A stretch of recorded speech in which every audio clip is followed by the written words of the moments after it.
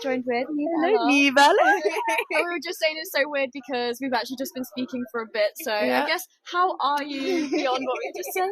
Yeah, I'm actually good. I'm tired, but I'm good. I'm happy to be here vibing. 6 p.m. interview, staying strong. Staying strong, but you know what? It's raining, so this is perfect. It's perfect. good vibes. It's good vibes. Better So to good. be in here than it is out there. Yeah. Those people are suffering. We're not. We're We're chilling. It's fun.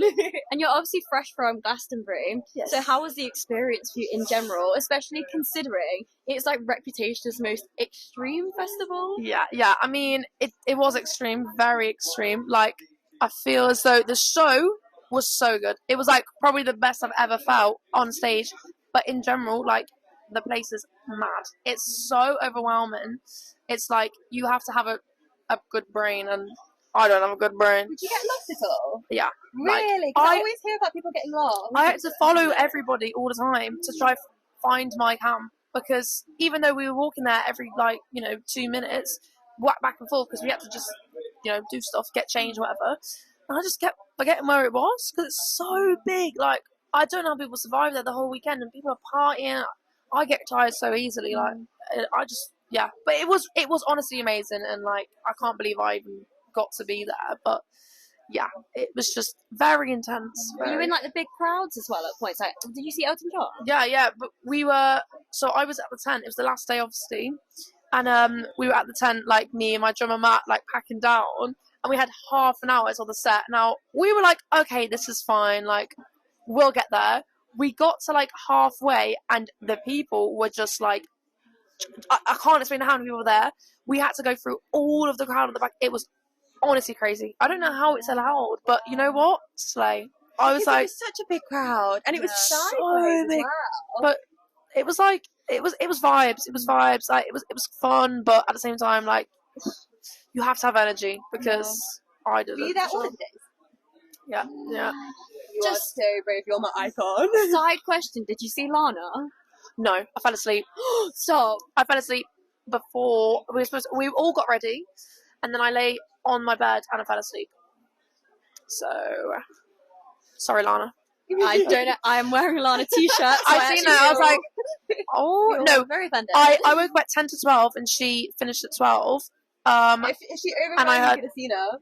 but I heard her say, I heard everyone screaming, and then it all went quiet, and I was like, what's going on? Obviously, she got kicked off. They It was like, realised that they were waking you up. Yeah. That's what happened. They were like, guys, I woke up like, Neve's trying to sleep.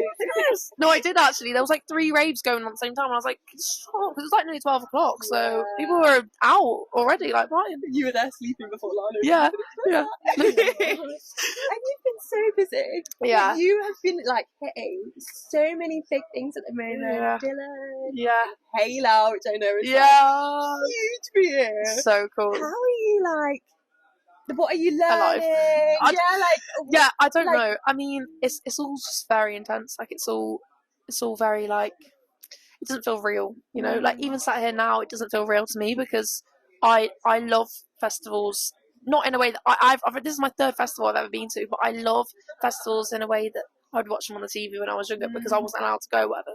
So this to me is so surreal, and everything that I've been doing, it's just like, it's crazy. You know, I talk about, people say that to me, like, you've been so busy. I'm like, I have been so busy, but it also just feels like I haven't, because I haven't processed anything, and which I think is like very normal. Like, with any job, with anything that you want to do in life, like, if you're doing your dreams, it's so hard to like be really, really, like, what's the word? Like, just feel it, you know? Just present. Yeah, I think it's sometimes really hard when you're doing like huge things. Yeah. Because also like the times in which you're not doing it. Yeah. Is so like highs and lows, but the lows aren't low. Yeah. It's just like, it's just nothing, and it like the days that I have off, I go home and then lie in bed and watch Vampire Diaries, and it's like, to me, love that. That is my favourite thing. But then also my favourite thing is to be on stage, my best friends like smashing it out. So it's such a weird feeling, but I wouldn't change for the world. It's honestly the best job ever. I think. It's nowhere near as cool, but we have it last festival season. We were doing it was our first festival season with the podcast, and we were doing stuff every weekend. Really? And then Monday to Friday we went home Yeah. and just like slept, worked, Yeah. and then come Friday, it's like the next one again. I know what you mean. So It's so hard to stay present because it's so fun, and then you're just like there's no time to take it in. You almost have to like the downtime you're using to prepare for the next thing. So that's going to come around so quickly. And you must feel that like on steroids. Yeah, literally, and like also days go really fast now. Like I didn't realize that. Like I mean, I'm only 20, but like I realized that days go so quickly, and you're back. I check my calendar. I'm like, oh, I'll be doing this, but I mean, it's like I've always wanted a busy calendar, but now I'm doing it. It's like I just want to be in bed, but at the same time, I'm like I want to be on stage, and it's just so confusing, but it's brilliant. And it's so cool. It's so cool. I feel like Hannah Montana sometimes, and that is what I want. That's what I wanted. Like all my life is just to feel like Hannah Montana. I'm like, I get to dress up in outfits and like cowboy boots. I'm like, I love that that's a running theme because Kate said the same thing. Really?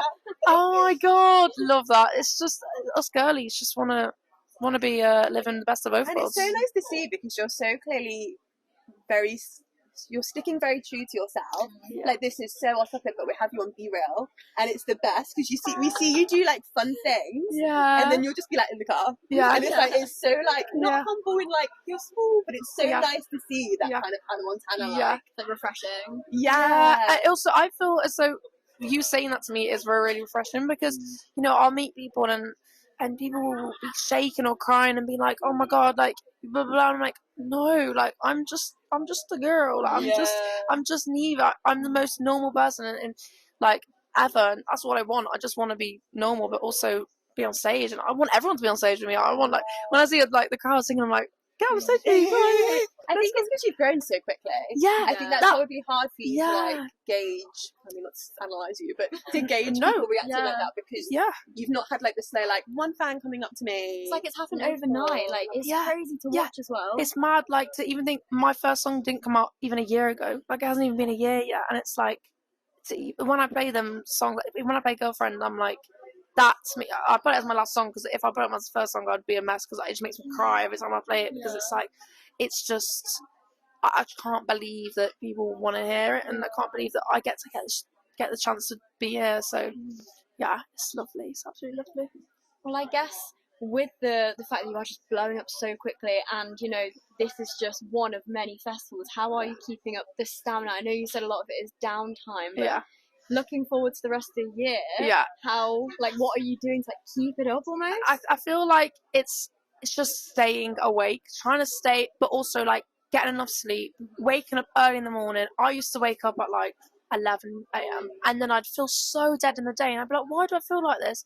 And it's because you need sleep. You just need to look after yourself. And all of my family, you know, say to me, look after yourself. And I'm like, oh, yeah, I don't need to look after myself. I'm fine. But you honestly, waking up early, like, just being active and also saying no to things. Like, I think it's so easy to feel that you need to be busy. You need to be in the studio every day and you need to be writing songs every day. No, like, you don't have to do that. You can just chill. And I think chilling is what keeps me alive. Like, it actually does. Like, it keeps me excited. Just having a break, even for like a day, not even half a day. I just want to chill on my own. That's I feel is so important to anybody, even or whatever job you're doing. Just be so. I don't know. Just be real with yourself. But yeah, and also feel so when I'm about, and I say if I'm going to the studio, I'm constantly carrying my suitcases and like constantly carrying guitars and whatever. And that to me is like, I feel like I'm going to a job, you know. I feel like I'm like, okay, I'm not just, you know, walking around London and then I'm like, oh, look at these pretty trees. Whatever. Like, I'm constantly like, right, I feel like I'm at work and it's like, it's good. Like, I actually feel like I'm gaining muscle from it, like just walking with guitars. Literally, I'm like, oh, so good. But yeah, that's it really. I'm still learning, you know. I'm still learning how to cope with being like active because I'm so lazy. Like, as soon as like I've done a show, I'm like bedtime, but I don't want to do that. Like, it's not a choice. I just lazy. It's building up your stamina, I think. It is. It's you just be trying to be as active, but also trying to be as chill as possible because otherwise you'll go crazy. And knowing your boundaries, because otherwise you'll just burn out so quickly. And also, like, letting yourself having the vampire diary. Yeah, letting yourself and not being scared of like letting people down. Like say, you know, I'll be at home and a lot of my friends at home will be like, "Oh, do you want to go out?" And I'm like, "I do really want to see you, but at the same time, I'm so tired," and that's completely fine. Like you just have to just know that like it's okay to be tired and just to want to rest. Because so many artists nowadays having to cancel tours because they're ill, overworked, and it's like it's a good thing that people can do that and have time off. But if you have and if you have those healthy habits, especially with you in your early stages, if you get those healthy habits now, this is what I say. You when you're doing huge world tours, probably very imminently. No, I hope so. I mean, this is what I say all the time to like my team. Like, you know, I'll wake up one day and I'll be like, I don't want to do this today, and they're like, that's completely fine, Eve, because one day you might get a chance to do a big tour, and if you wake up one day and feel like you haven't had any rest for the past whatever development years you've had, it will break you, and you have to. I'm just trying to be like as sleepy as possible in a way that I'm like, I can get it, because obviously my dream is to go on tour every day and like be on massive stages and in tour buses and whatever. That's my dream, but right now, you know, I'm pretty privileged right now. I get to go home. And, it's a nice balance between doing all these really fun bits, but almost in like small bursts. And you can go back. It's lovely. It's nice because I can't relate to it at all, but no one can teach you the right way to do things. So it's about like finding the balance for you in the end. That you still want to continue doing exactly, and that's so important, having people around you that make you realise that. So especially with your EP and your songs, they're very storytelling, very personal. I mean, it's so hard to say because so many people just write. But do you have like a typical songwriting process that you kind of find if you're in like a rut, you do that, or if just like accidental patterns? Yeah, I mean, I started writing with just in my room on my own, like door closed, like lights dim, on my own, phone off, and that's how I'd write.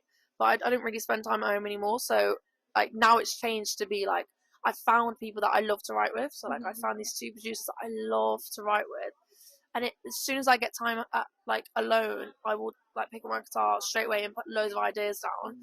I don't really finish songs like on my own anymore. I used to. I just can't. I don't know. Maybe I'm in a rut of like not being able to do that right now, but I've just been like writing down what, you know, I feel most recently, and then go in with these people that I love and we talk about it, have a therapy session about it, and then make a song of how I feel. And I'm so glad I found that, because like if you would have asked me like 5 months ago, I'd be like, I don't know, like I can't write any songs anymore, because I didn't know how to do it without being in my room. But I think I found home in different places now, which is really cool. And it's also just maturing, like learning to feel comfortable in not just your own house is like a lot when you're a teenager. So anywhere that I just feel comfortable, really. I think probably as well, like having more people back you probably really help with the confidence and the confidence to meet with producers and be able to kind of say, here's what I'm working on, what can you bring to me? And that's really that's a fun process. It's so important to have people like that. And you know, it's also really important to go put yourself out there and work with random people, because you're literally put in a room with a random human being that you've never met before.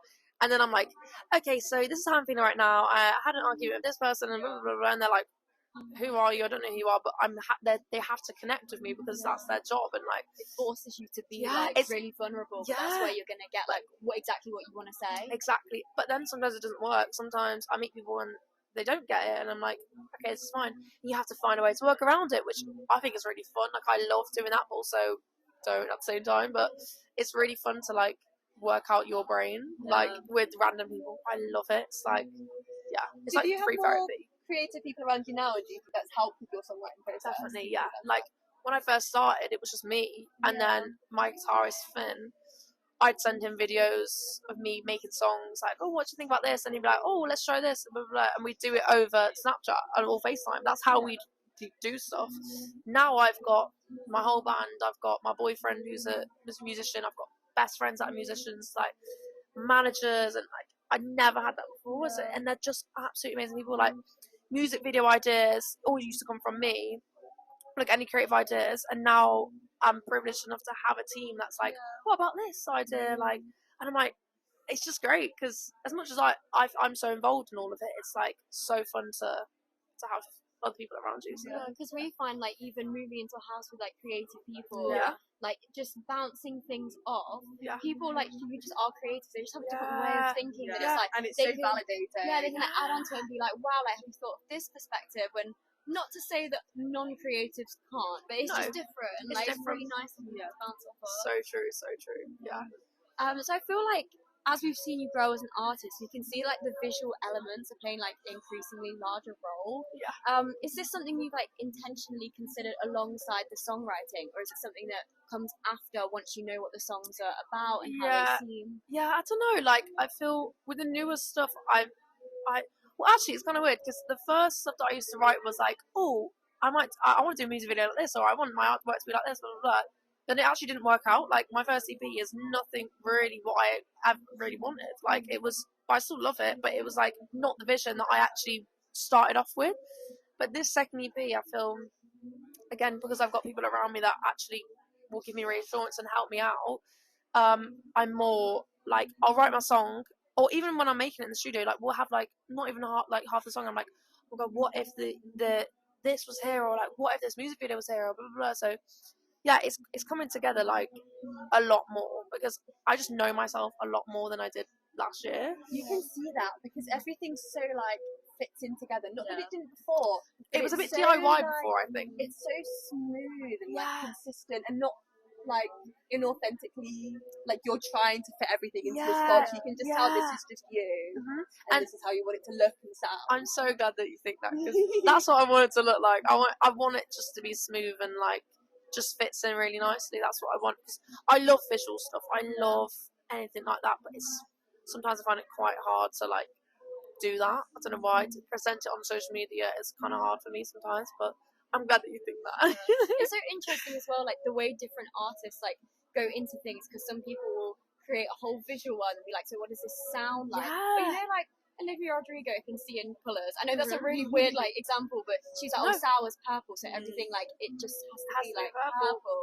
I just find that so interesting. Well, that's actually kind of what is like, that's my brain kind of like, I'm working on my second EP, and I wanted this EP to be like brown and like white and beige because comfort and peace to me is them colours. So all of my artworks are like very earthy tones, like and like it's basically based around like building a house and like being very, literally building a house from scratch, and I want it to be very like wood colours or whatever, and like you don't actually realise that until like you're proper like into it, but yeah, that's really interesting. We so got that. Like, that's really weird because when we were thinking about what to ask you, we were looking at all the new releases and how it's all those tones and it's very homely. Yeah, that's what I wanted. You've been finding home in more places like that makes such sense. Oh my god, I'm only just realising this now as well. Like, this is.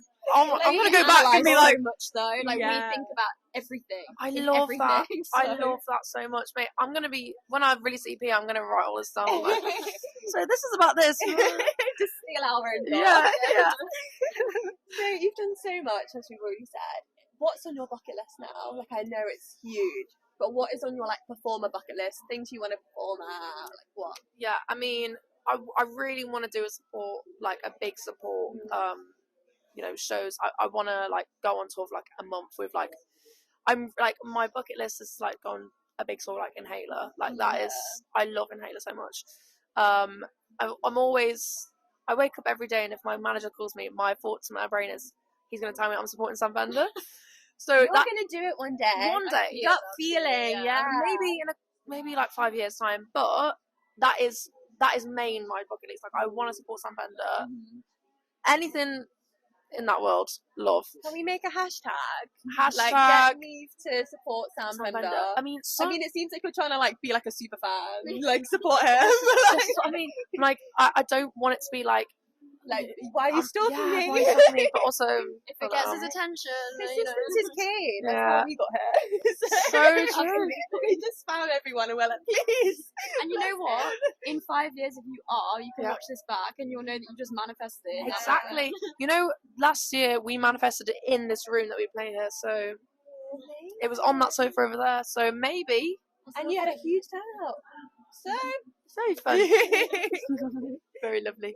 So obviously on the first day of the festival, and you are camping, same for the whole thing.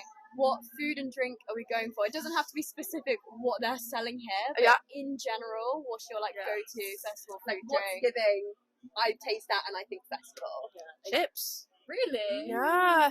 Actually, yeah, chips. I like loaded fries. It's if I see loaded fries or if I smell anything, I'm like chips. It's not chips. It's like a burger or something. Anything oily, I'm like Or like a beige food drink. a beige food. That's so festival. I'm a nacho Yes. girl at a festival. I always get nachos because it's like you get vegetables, you get cheese. Yeah, so true. Yeah, my stomach probably wouldn't be able to stomach that. That's why I just go for chips and it's just potato.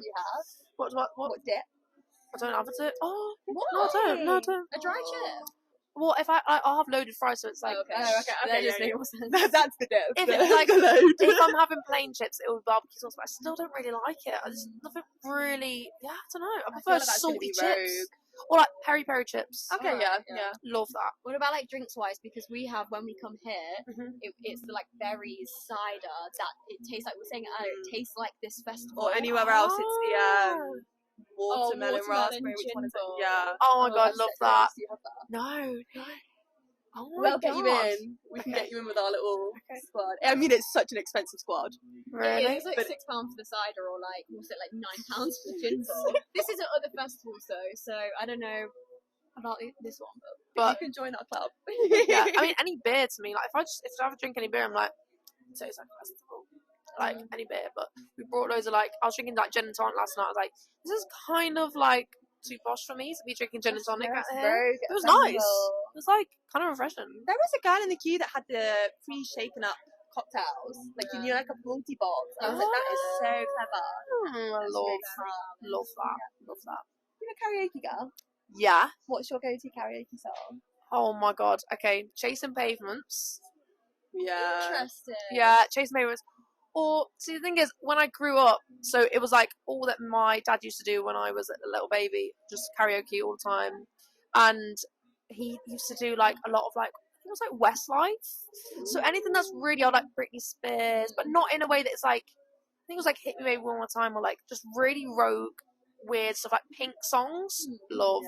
But like the stuff that would come on like the pre-made CDs. Yeah, that's what we had. We had the CD. We have one in our living room. Oh Yeah. my god. Little tiny pink karaoke machine. So every few weeks when we've not got sick of it, like when we've moved on from the last round, we'll be like, it's time. And we listen to the same songs on this little taped up mic. I can't seem to remember what was actually on the, like the one that we had at home, but yeah, like Sugar Babes. Sugar Babes. But I think Chase Maven was on there, and what else? Mr. Brightside. Like when I'm drunk, I'm like, get me to sing Mr. Brightside. I love doing a cover of Mr. Brightside, and that's going to be a crowd favourite. Yeah, like, you know, everyone in that room's going to sing along. I thought it was a rap, but when I was like 14 until like 16, I was the biggest Drake fan ever. Any rap, I was, I loved rap so much. That was my. What's it? Headlines by Drake is a good one to do. If you can keep up the flow. Can we get a rap album? Yeah, like a whole album. Yeah, like I'm not talking EP. I'm talking like deluxe. I'm gonna do everything. The country album is already in my head. I already know what I'm doing. Like I'm gonna do everything. Like get me all on everything. Thank you so much for the time to Thank you. Thank you guys.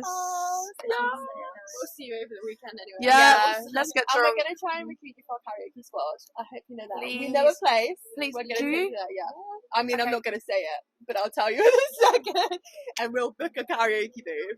Yeah. And you can do all the Drake. Yeah. And it's a safe space. And she'll do first class 7 times. It's gonna be Drake versus Jack, and they're friends in real life as well. So and then now and then I'll just do all 2 bar somebody. Yeah, That would be amazing. And you guys can go get drinks or something. I love that. I love that. Oh, thank you guys. Thank you.